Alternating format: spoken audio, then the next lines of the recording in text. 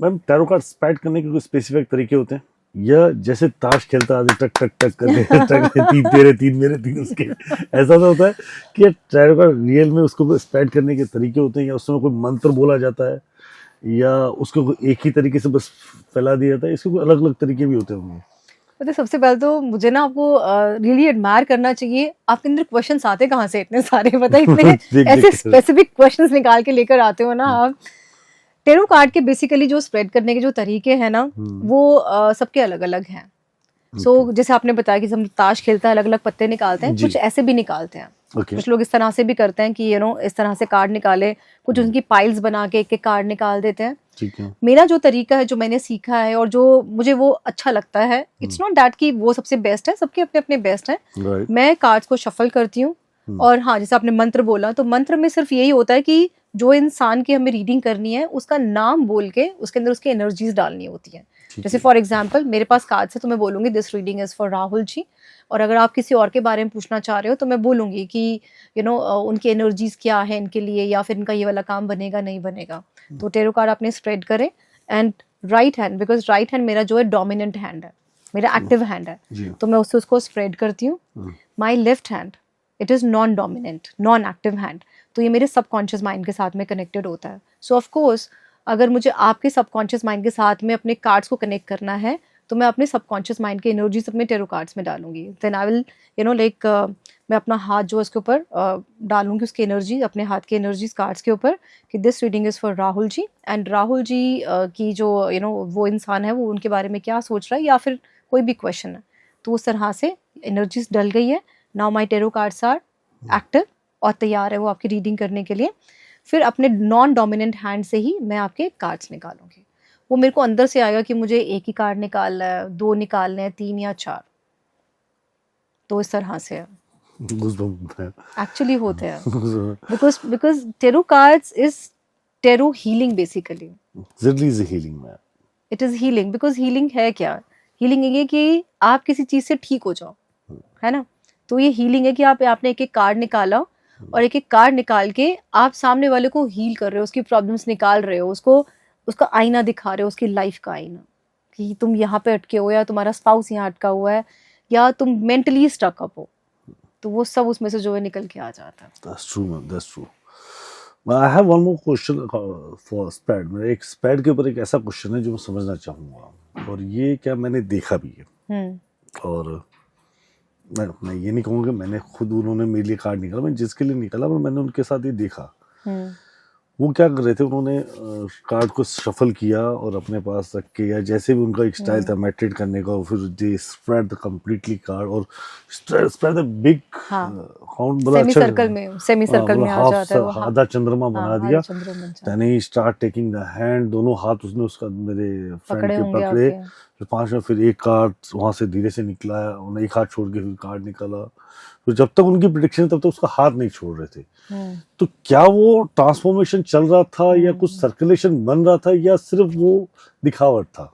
नहीं, सबका अपना अपना होता है, दिखावट नहीं होगा वो, आई एम श्योर, बिकॉज उनका जो एनर्जी कैच करने का तरीका वो उस तरह से होगा कि किसी का हाथ पकड़ के। बट ऐसे नहीं कि वो इंसान टेलीफोनिक नहीं करते होंगे, वो टेलीफोनिक भी करते होंगे, बट वहां पे उनको लग रहा हो कि मैं उनकी और अच्छे से कर सकता हूँ, तो उन्होंने इस तरह से वो किया होगा। अब यहीं पे एक बात क्लियर होती है, एक्चुअली आप हो, चाहे वो थे, चाहे कोई भी है जो टैरो कार्ड रीडिंग कर रहा है, आया तो आपके पास दुख बता रहे हैं, हाँ, that's wonderful, ठीक है, और जब वो दुख बताएगा तो कहीं ना कहीं आप पे एनर्जीज का इम्पैक्ट तो मार के जाएगा। तो how you protect yourself? You always look amazingly, और हमेशा आप एनर्जेटिक और फील करते हो, और हमेशा देखता हूँ, राइट। बट ये तो हो नहीं सकता कि इतने लोग आपको दुख बताएं और आप अच्छे रह सको, तो आप अपने आप को कैसे क्योर करते हो, प्रोटेक्ट कैसे करते हो? It's a big thing, because ये अगर टैरो कार्ड रीडिंग अगर कोई कर रहा है तो उसको प्रोटेक्ट होना भी जरूरी है हमेशा। नॉट इवन टेरो कार्ड, अगर आप कुछ भी प्रेडिक्ट कर रहे हो, आप ज्योतिषी में भी हो, वास्तु में भी हो, तो आप सबको प्रोटेक्शन अपना करना चाहिए। एंड आई एम श्योर सब लोग करते भी होंगे, नहीं करते तो प्लीज करना जरूर चाहिए सब लोगों को। कि आप कोई भी रिलीजन में हो, आप हिंदू हैं, मुस्लिम हैं, सिख हैं, ईसाई, आपके कोई भी मंत्रास होते हैं, just chant it every day. Chanting of Mantra is very important, ठीक है। अपने रिलीजन का आप कुछ भी करें तो वो चैंटिंग ज़रूर करें, बिकॉज चैंटिंग आपको प्योरीफाई करती है ना, आपको ना एक प्रोटेक्शन लेयर के अंदर में जो है वो रखती है, ठीक है। दूसरा, मेडिटेशन करें। मेडिटेशन करके आप जो है एनर्जीज इन्वोक कर सकते हैं, ठीक है।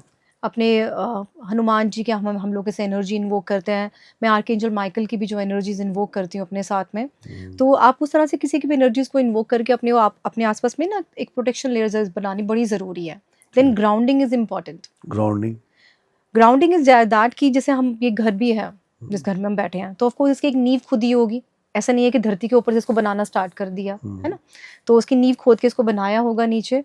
उसी तरह से हमारा भी जो एक हमारे एक अर्थ स्टार चक्रा होता है नीचे, जो हमारे 6 इंचेस बिलो द फीट होता है, ठीक है। जो हमें दिखता नहीं है, बॉडी में नहीं होता, बट हमारे आवरण में होता है। तो उसको फिक्स करना, उसके साथ में अपना कनेक्शन बनाना, तो वो हम लोग करें ताकि हमारी ग्राउंडिंग बहुत स्ट्रांग हो। तो that's very important. And then cleansing is also important. तो क्लिनजिंग सबसे पहले होनी चाहिए, फिर ग्राउंडिंग एंड फिर प्रोटेक्शन। क्लिनजिंग के लिए आप नहाने के टाइम पर नमक डालें अपने पानी में, दैट्स इम्पॉर्टेंट, या नमक हाथ में लेके then like smear on your body and then wash your body with the plain water. तो वो आप कर सकते हैं क्लिनजिंग के लिए। क्लिनजिंग के लिए जो सेज आता है ना, सेज को बर्न करें और अपने ऊपर जो है उसको 7 बार उसको सराउंड कर लें अपने ऊपर, तो आपकी क्लीन हो जाती है। सेज हर्ब की बात करें ना? हाँ, सेज हर्ब की मैं बात ठीक कर है। रही हूँ। सेज नहीं है तो आप नॉर्मल अगरबत्ती भी ले सकते हैं, या जो आप घर में पूजा कर रहे हैं, that is also cleansing for you. Okay.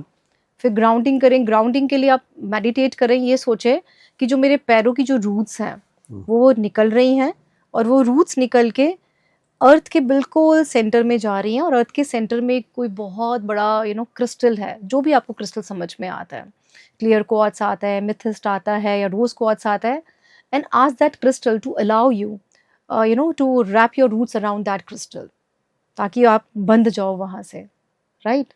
Just imagine करो आप भी कि आपकी रूट्स आपके पैर में से निकल रही है, and it is going deep inside the mother earth. This is very बहुत एनर्जी, मतलब इससे that you feel the energy amazing way, मतलब yes actually just charge it out everything then actually because grounding is important। और उसके बाद में आपको खुद को फील होगा कि हाँ मैं ग्राउंडेड हूँ, अब एटलीस्ट मैं कहीं गिरने वाला नहीं हूँ। जैसे पेड़ है, जितना ग्राउंडेड होगा वो जम गया ना, जम जाते हैं हम लोग ना, फिर कोई बालू आकर नहीं कर सकता। फिर आप सुनो आराम से कथाएं सबकी, आराम से बैठ के अपनी प्रॉब्लम सुनो उनकी।